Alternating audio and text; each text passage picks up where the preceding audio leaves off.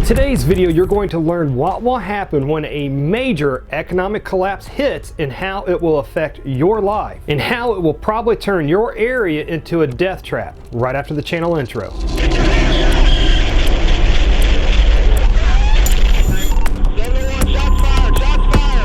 As preppers, many of us have different ideas or thoughts of what will bring on SHTF. And my belief is whether we have a pandemic or our grid goes down or a sunstorm or EMP or whatever, is that a economic collapse will almost always end up being a secondary effect of that. For example, if we have a major pandemic sweep across the nation, then people will quit going to work and going to stores, and then our economy will collapse. Or if we have an EMP and our grid goes down, then people will quit going to work. People will not be able to buy or purchase things.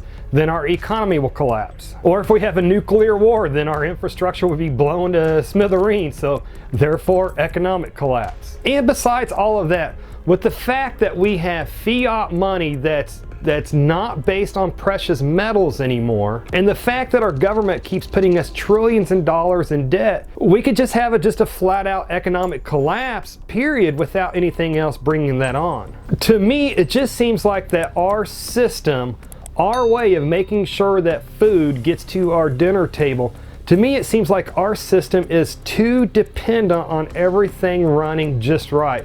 So my thoughts is it just takes a really good hiccup to really bring down that house of cards. Now, if we were to have the Great Depression happen again in today's world, I think it would be hugely different than what we experienced back then. If my understanding is correct, in the early 1900s, when we had the Great Depression, the majority of the population lived in the country and lived on farms, while the minority of people lived in the city. So in the Great Depression, the majority of the people lived again in the country and on farms, and they knew how to produce their own food. They had skills back then of growing food, producing food, animal husbandry, and everything else needed to survive, whereas the minority of the people that live in the cities did not. Now, if you flip that around, in today's society, the majority of the people live in the cities and the suburbs, and they have no idea of how to raise their food or animal husbandry or any of those other survival skills. And then the minority of the people live in the country. And then a lot of your farms nowadays aren't the old mom and pop farms of the early 1900s. These farms that are nowadays are ran by huge machinery and stuff like that. I mean, we have to face it, back in the early 1900s, a person knew how to grow a tomato. Today, the average person, their idea of hunting their food would be selecting the best looking tomato that's on the store shelf. And then we also have to look at the men in the early 1900s compared to some of these metrosexual men that we have in today's society. So I believe that when the next economic collapse begins, that the first thing that we're going to see is the prices of goods and food to skyrocket and for inflation to set in. And what I mean by that is that I believe that we'll see the prices of food and stuff like that to skyrocket, but our paychecks won't increase to cover the cost of that skyrocketing food. And then when that happens, then people end up starting getting laid off from work, and then shortages happen, and then food starts becoming scarce, and then medical care always starts becoming hard to get itself, and also starts becoming very substandard. And this also has a ripple effect on everything, because then people will only start spending their money on things that it absolutely takes, that's absolutely necessary for them to survive. When things like this happen, people quit spending their money on unnecessary things like expensive coffee houses, doggy daycares, hotels, traveling, restaurants, etc. So then what happens is businesses that offer goods and services that are not life-sustaining things, they start laying off their employees. So doggy daycare centers, they start closing down. Hotels, they start closing down.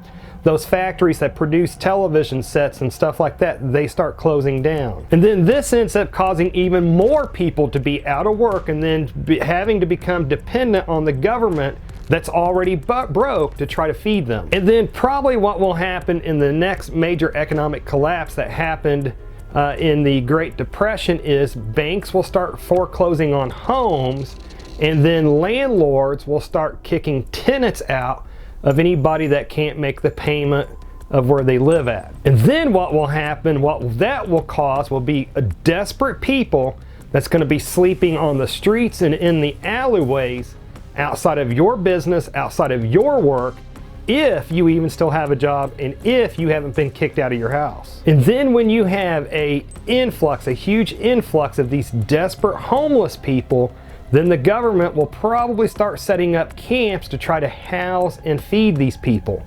And we know, as inept as the government will be, you know these camps will become dangerous places that will be ridden with crime and also disease and sickness. I think a lot of these people that live in these government camps will probably find it actually to be safer to live on the streets or live in an alley rather than to live in one of those camps. And then with so many people laid off and not receiving paychecks and then not paying taxes, then the government itself is going to go broke. Then it's going to have to start laying off some of its personnel like police and firefighters. And then with so many people being desperate, and then with so many police officers being laid off and there being little to no police presence, then I believe that violent crime will skyrocket. We just have to face it. People that just months ago had a good job in a nice house in the suburb, now they are suddenly finding themselves and their family living on the streets with little to no idea of where their next meal is going to come from. And then these people are going to become angry, and rightfully so,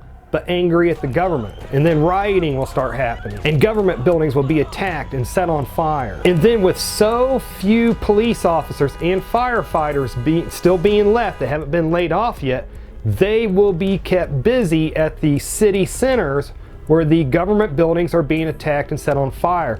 Meaning the rest of the areas outside of the government centers are going to be left unprotected from the criminals, and criminals will take advantage of that. Desperate people will search out food and resources that it takes for them to survive, and they will take it from you either under the cover of darkness or take it from you by force. And then not only will these desperate people and also criminals start taking food and other resources, but some of them will also start committing other acts of violence just because they're sick individuals, such as raping women and molesting children. After having been a police officer now for, about 18 years now, I really personally believe that after SHTF and with a breakdown of the rule of law, that we will see violent sexual crimes skyrocket after SHTF. And then with the lack of police, the gangs in gang-infested neighborhoods will just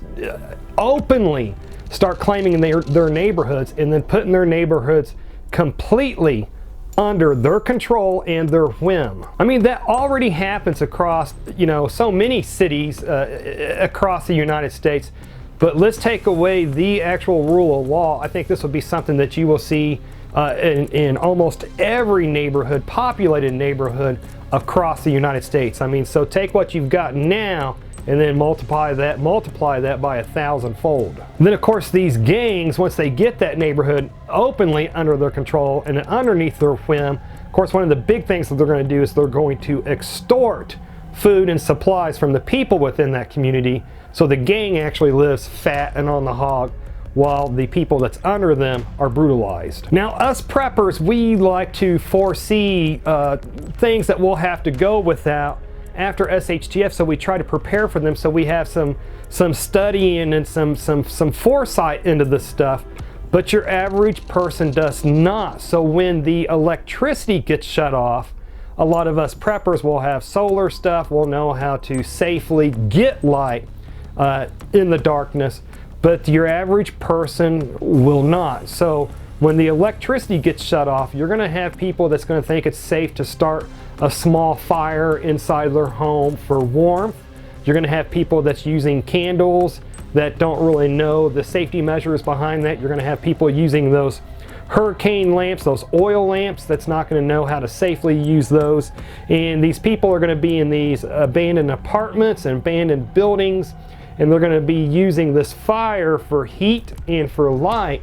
And I think you're going to start seeing a lot of buildings getting burnt down and actual areas getting destroyed by fires, because you're not going to have the fire department to keep these fires contained. So I think you're going to see a lot of what used to be beautiful neighborhoods are now going to look like burnt out hollow shells. They're going to look more like war zones than the once beautiful neighborhoods that they were. And then as people start getting more desperate for food and for survival, you'll actually have people that have food that will begin shooting people that they catch trying to steal their food. And many times this will result in neighbor shooting neighbor, and then family upset over that shooting, and then family becoming against neighbor. And this will many times end up being neighbor shooting neighbor. And then what you'll have is the family of that neighbor becoming against the family of that neighbor for the shooting of that person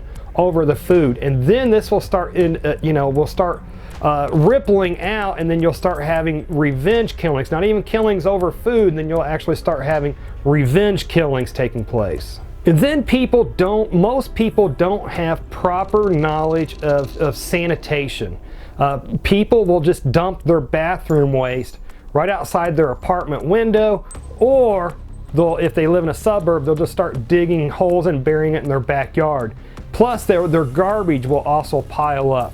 And this is going to bring on a lot of sicknesses and illnesses. Personally, I believe that as violent as daily life will be after SHTF, I still think that more people will die from preventable illnesses and sicknesses. I think more people will die from those than they will actually die from violent deaths, again, after SHTF. And the worst part is that many of these illnesses, again, being preventable, but many of these illnesses that these people will die from just months before could have been taken care of by a quick trip to their doctor. But with a major economic collapse like that, with medical care becoming so scarce and then almost non-existent and then substandard, again, people will die from these stuff that they would have lived from, that they would have survived just months before, they will now die from. So what can a person do to help themselves survive a major economic collapse? My theory is, and this is my theory, agree with me or disagree if you want to,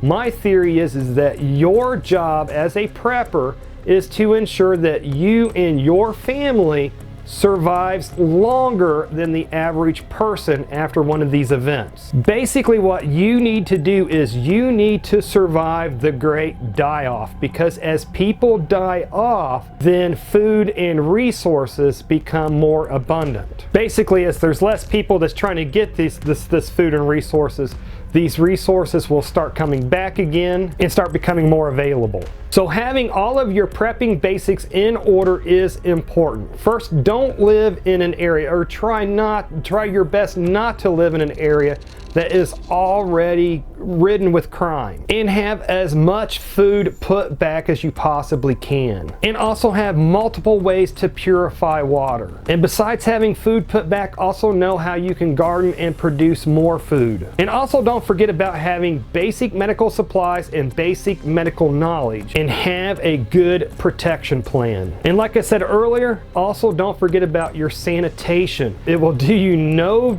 good to have all the food and all the supplies in the world and for you to only die from a preventable disease because you prepared and ate your food from an unsanitized environment. So as a community, what are your thoughts on this subject? What did I miss in my video that you can comment down below that will make this video a wealth of information for everybody that stumbles across it? And after SHTF, knowing how to do an effective roadblock using tactics is going to be important. Using tactics like this will help to keep marauders and criminals out of your area. So to see a video on that, then click on the video that should be appearing at the top of the screen just about now to learn more about that. And should you also carry pepper spray if you carry a gun for self-defense? Or will you automatically go to jail if you shoot a criminal in self-defense, justifiably shoot a criminal in self-defense without attempting to use your pepper spray first? So to learn the answer for this, then click on the video that should be appearing on the right side of the screen just about now. Anyways folks, if you made it this far, hey, thank you very much for watching, and I pray that you have a good night.